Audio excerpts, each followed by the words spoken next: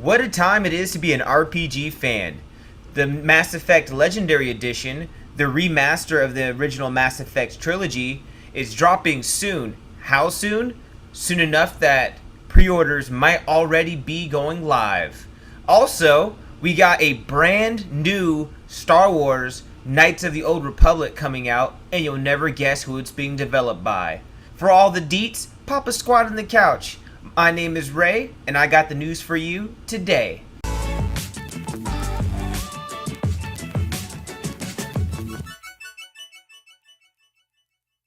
What's going on, my couch family? My name is Ray, and thanks for joining me on the couch today. If you go on to find any of this information useful or entertaining, please don't forget to drop a like, and if you want, join us in the couch. To do that, just hit that subscribe button and the bell icon for gaming news, reviews, let's plays, and guides. So first things first, let's talk about Mass Effect.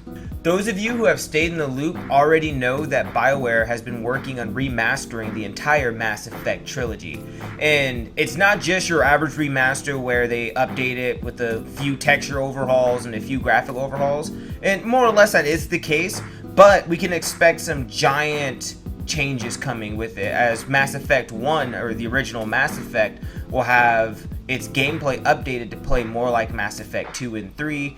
We can expect UI changes, and even boss battles have been changed up to play completely different than before. The graphics are said to be no better than Dragon Age Inquisition, which is by no means next gen, but we do have to admit that is a lot better than what Mass Effect is right now. The games have not aged well, but that's okay. They've aged well in gameplay and story, just not graphics, so to see them getting a little bit of texture overhaul and some graphic overhaul is definitely nice, and I'm looking forward to that.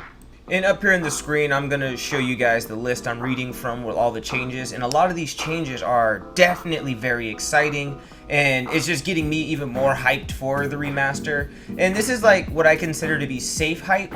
After the whole Cyberpunk debacle, I'm a little, let's just say, cautious when it comes to being hyped. And you know, we still got to be cautious. Let's remember to keep our expectations reined in. It is a remaster, and they're reworking some things, and they're still trying to resell us the game. So let's not go crazy with our imaginations, and we should remind ourselves that EA and BioWare are businesses that want our money, and they're trying to resell us this trilogy again. So they will definitely try to sell the game in the best light when it comes to the media. So I do just implore everyone, like, yes, I'm excited, and it's definitely fine to be excited, but let's just make sure we keep ourselves grounded and then wait to see what the final product itself looks like. But I'm going to keep reading from this list because it is exciting, and it's fun to get excited, and we shouldn't take that from ourselves because we've been burned by Anthem, Fallout 76, Marvel's Avengers, Cyberpunk 2077, Destiny 2, Watch Dogs. Anyways, back at it. Where was I? Yes, the list. We can even expect cut quests to reappear in the game, so that's exciting. So from Mass Effect 1, 2, and 3, we should be seeing some cut quests returning.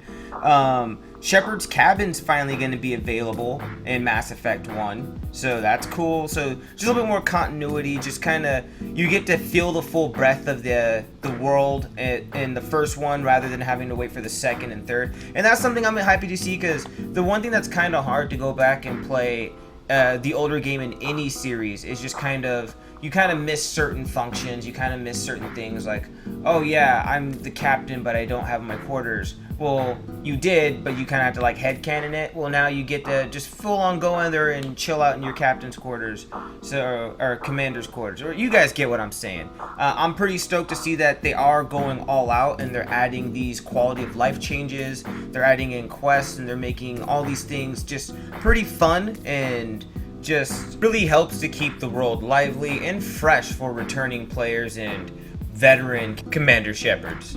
And I already know a lot of you are probably wondering, when can I get my hands on the remaster of the Mass Effect trilogy? Well, pre-orders are already up, fam. Yeah, check this article out right here. Coming to us from GameSpot, written by Stephen Petit, Mass Effect Legendary Edition pre-orders are live now. This was written January 15th, 2021. Alright, it reads, After years of rumors and fans clamoring for it, BioWare announced a remastered edition of the Mass Effect trilogy during last year's N7-Day celebration. Yeah, that was a real hype moment. Mass Effect Legendary Edition is set to release this spring for PS4, PS5, Xbox One, Xbox Series X and S, and PC. Though an exact release date hasn't been revealed, recent retailer listings have suggested the remaster could arrive March 12th. Okay, so I'm going to pause right there. March 12th is very soon. That's a little over a month away. So RPG fans, people who might be ready to go fight the Reapers one last time, to go on some intergalactic travels and be a badass renegade, because renegade's really the only way to go. Come at me, bro. Renegade for life, fam. Ride or die, renegade. Paragons just beat around the bush and waste precious time while the entire galaxy is at threat to... Sorry. Getting back at it, though. Yeah, so March 12th is really close. Again, this is not an official date. It's just what retailers are using as a placeholder. In fact, the game is supposed to release sometime this spring, supposedly. So it could be as soon as March 12th or maybe even as late as June. But that's really soon, so I'm really hoping for the March 12th date. And I'm just hoping we can see this soon, because us RPG fans, we've really been hurting for just a really good, solid RPG. And it honestly doesn't get more solid than the Mass Effect series.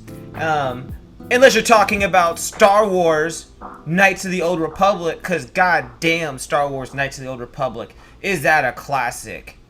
It's a classic that's been made by some of the best minds in RPG gaming. The first one written and developed by BioWare. The second one developed by Obsidian. Like, these are literally the titans, the omegas, the gods of RPG gaming, or at least back in the day. Obsidian's still pretty clean. BioWare, you know, Anthem. But I have some exciting news for all of you. There are rumors, not even rumors, just full-blown news that there is a brand new, not a remaster, not a recreation or remake, no fam, a brand new Star Wars Knights of the Old Republic in development.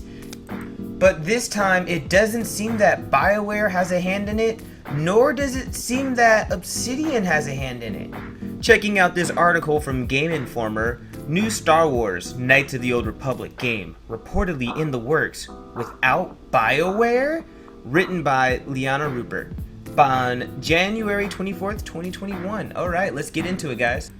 The article reads, with the recent Star Wars news confirming that EA no longer holds exclusivity over the IP, the gaming world has been abuzz with what that means for a galaxy far, far away.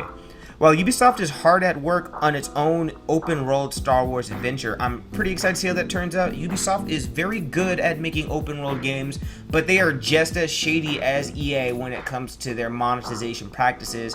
So my judgment is just reserved until we get a little bit more information about that. But continuing on, a recent report alleges that a new Star Wars Knights of the Old Republic game is in the works and without EA and BioWare. BioWare offered up its RPG magic when it gave us Knights of the Old Republic, a magic that fans have been clamoring for more of over the years. And dog, like, as an RPG fan who played it, this game is like legendary. I think the only RPG series that I enjoyed more than Star Wars Knights of the Old Republic has to be the Dragon Age series, and basically because Dragon Age Origins was crack. Like, not even crack. Dragon Age Origins was meth. Just straight to the veins of my heart to pump through my body. And then, even though Dragon Age 2 and Inquisition, in my opinion, are inferior, it's just anything Dragon Age at this point just really feeds that Dragon Age fiend in me. Jesus. But it is true, if you look at any Knights of the Old Republic or just Star Wars gaming fans in general, you'll almost always see them asking and begging for remake Knights of the Old Republic. It's a money printer, and it really is. So I'm happy to see that they're not just remaking one, but they're making a brand new one. But getting back to the article, the latest report comes by way of VGC from reputable Star Wars insider Bespin Bulletin. During a recent BOB, the podcast episode, the discussion of a mysterious project came up. A project that Bespin alleges is a brand new Star Wars Knights of the Old Republic. They added that fans will never guess who is helming the rumored task.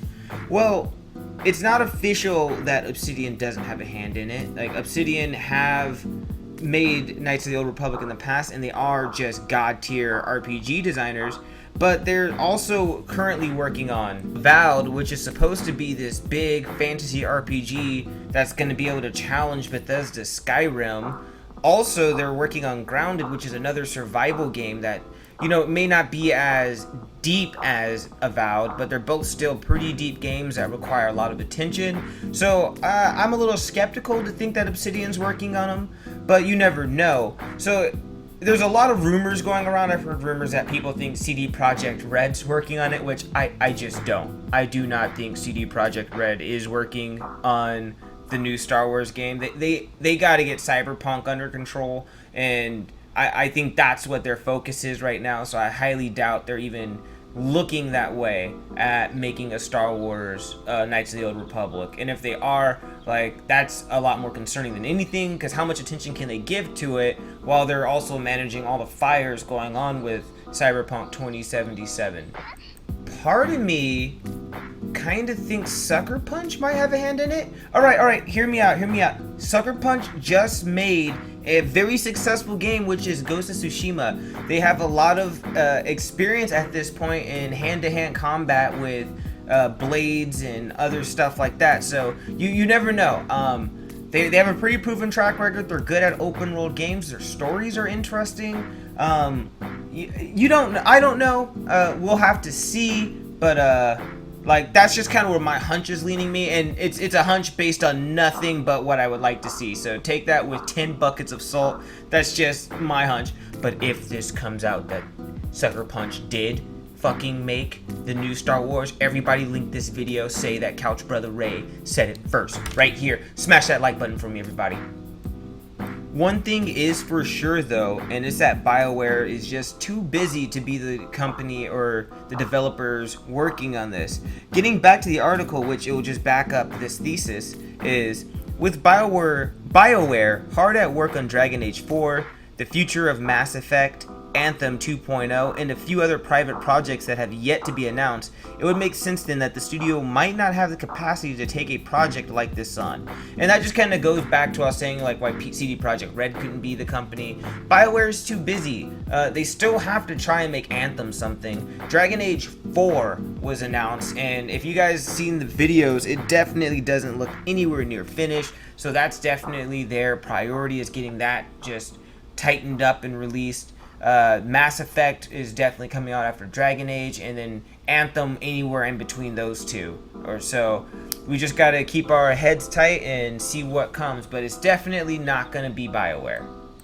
All we really know so far is the game's gonna be like a weird blend between the two Star Wars Knights of the Old Republic. Going back to the article, according to previous rumors, the reported remake will blend elements from Knights of the Old Republic and Knights of the Old Republic 2, The Sith Lords. The reworking will blend the two series in a way that makes sense with the current Star Wars canon. So yeah, that's just going to be a blend of the two stories. They're going to make their own story, their own canon.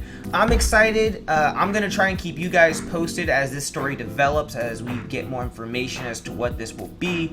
But yeah, just good news for RPG fans. We got some more stuff to look forward to, and I'm excited. I can't wait. I'm pretty sure we're going to get light and news on who is developing the next Star Wars Knights of the Old Republic soon. And go ahead and hit that subscribe button to find out here first when that news drops. But hey, if you guys found any of this informational or even just entertaining, please go ahead and hit that like button. Also, if you want to see more of the gaming news, reviews, let's plays, and guides, go ahead and join us in the couch by hitting that subscribe button and bell icon. My name is Ray, and you've all been great. I'm out.